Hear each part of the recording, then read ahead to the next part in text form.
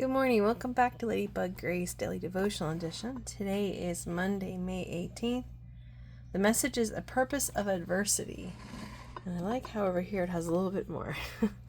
Adversity is often God's tool for teaching us to hate sin and to run toward Him.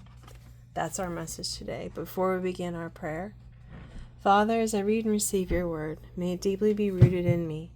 So when difficulty comes, it'll be your word that encourages and strengthens me. Amen.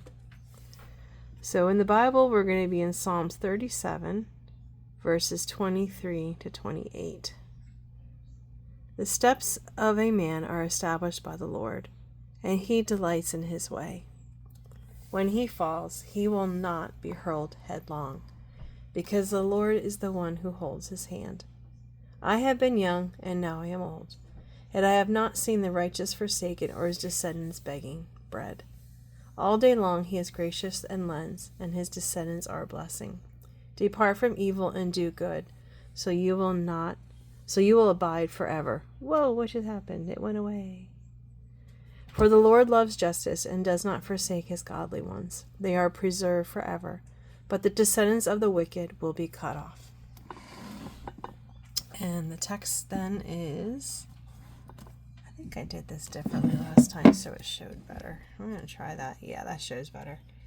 When we're walking through adversity, it's easy to focus exclusively on the momentary trouble. God, however, has specific purposes for bringing us through times of hardship. One reason he may allow trials is to teach us to follow him more closely by rejecting sin.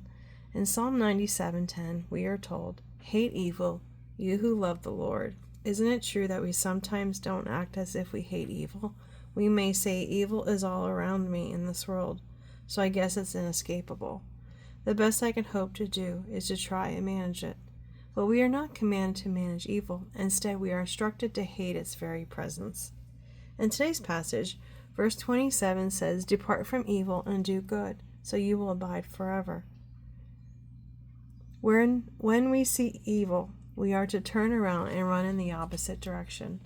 Adversity has a way of clarifying things. In difficult seasons, God refines our spiritual vision, and we begin to see sin's destructiveness more clearly. The hardship that once felt purposeless, becomes the very means by which he draws us closer to himself, reaching us to cling to what is good and flee from what destroys. So that was the verse, 27. I was just looking over it again. You're going to hear the dogs playing. It is what it is.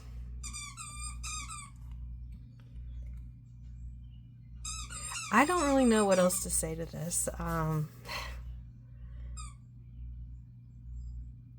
know we've heard this type of teaching before. When you have adversity, it's allowed so that you seek and you get closer to him. I have heard that before.